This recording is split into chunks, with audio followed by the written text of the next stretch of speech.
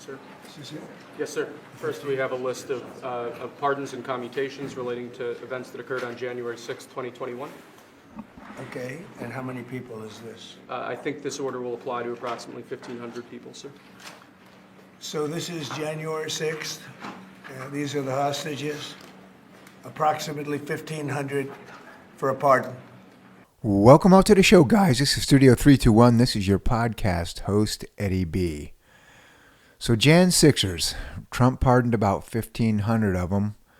And, as usual, the Democrats are pissed off about it. And, actually, I was reading some stuff today, and some of the Republicans are a little mushy about it as well.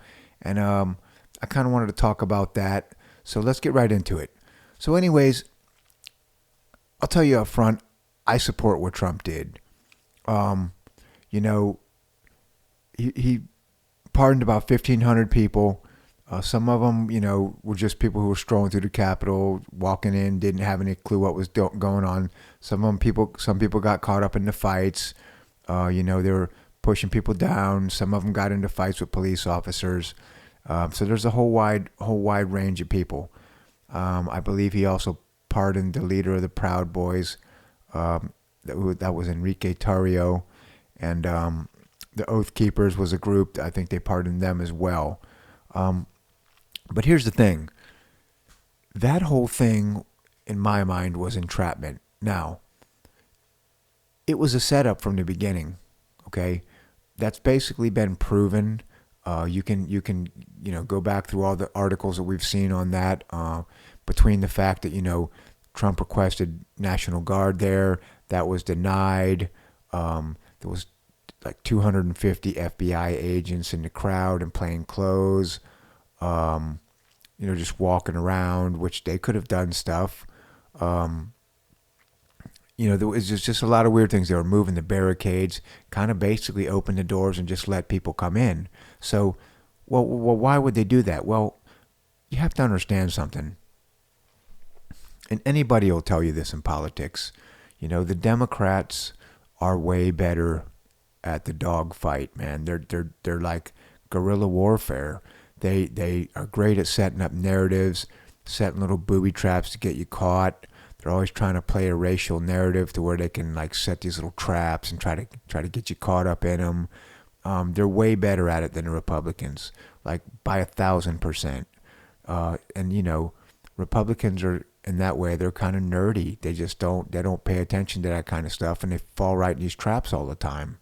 And that's exactly what that was. It was a big trap. It was to crush the MAGA movement. They didn't think Trump would come back. So they needed to finish off the movement. And how do you do that? By making them all look like extremists. So it was just a crazy situation.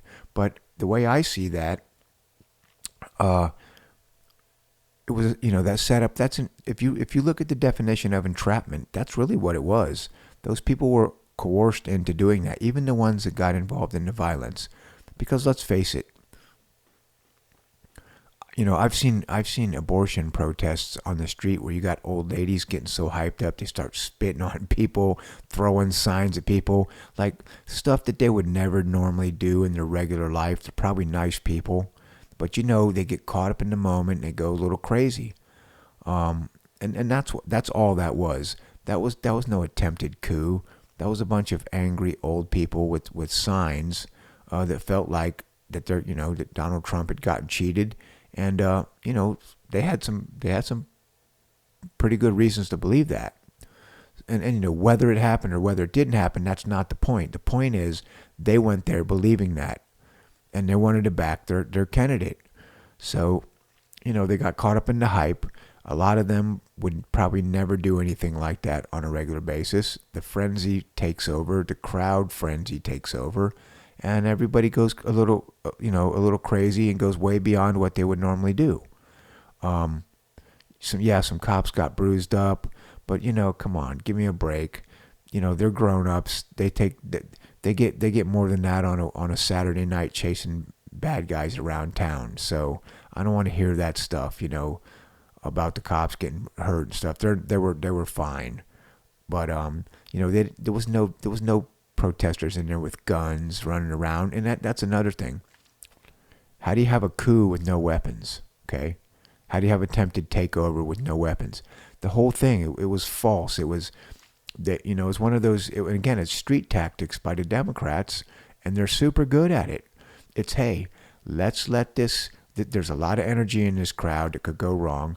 Let's stand back and let it go wrong instead of, you know, keeping the barricades up and guiding everything and you know, bringing in plenty of National Guard. Let's let it go wrong so that we can make Trump's party look terrible, like a bunch of bad guys.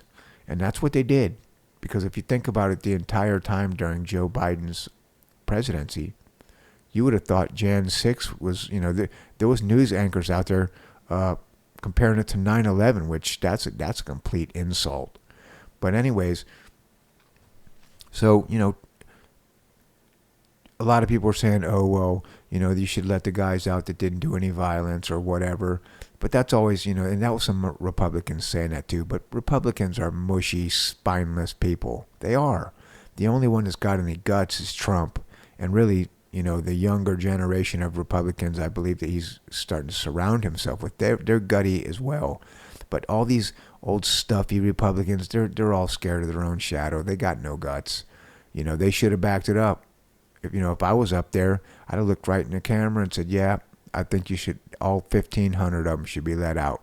Because if the Democrats don't set this whole thing up, like basically like entrapment, then none of them do anything wrong. None of them go to jail. Okay? I mean, think about it.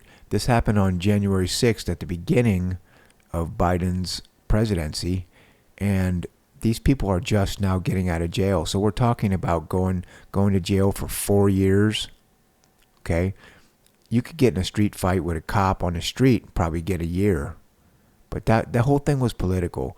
Those people were political pawns is what they were. They were used by the Democrat Party to get a leg up on the MAGA movement and try to crush it. Well, it didn't work. So now they're all out of jail.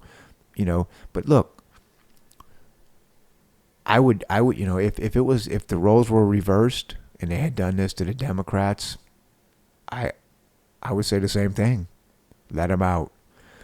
People, normal folks, you know, they don't usually have all the information. A lot of times, you know, and I'm one of those people. We just act on emotion. You know, we're trying to stand by our person and help out. And you know, think about it. You've got Democrats on their side saying, you know, fight in the streets and get in their faces and do all this other stuff. And then, you know, so all the Democrats are out there rioting in the cities. You've got on the other side, you know, it's just like, it's a constant battle between the politicians with each other, and the people who end up paying the price are always the little guys because, you know, we're just out there supporting our person, you know, and you get whipped into this huge frenzy and it takes off, and pretty soon you're getting arrested like for treason. So it's just disgusting. You know, I was watching today, and you know, of course they got all the setup questions. They're running around asking every single Republican, "Hey, did you support, you know, him letting out the Gen 6ers?" And you know, they always give their mushy answer about, "Oh well, you know, don't let out the ones that were violent." But the violence was coerced by the Democrats. Again, that whole thing was entrapment. You couldn't tell me any different. So I'm glad he did it. He let him out. Just get it over with, and you know, let's get on to governing the country. So, all right, guys. Well, thanks a lot. If you like my video, please like and subscribe. Shoot me a comment. You know, if you don't scream at me, I won't scream at you. And I'll talk to you soon. You guys have a good night. Thanks.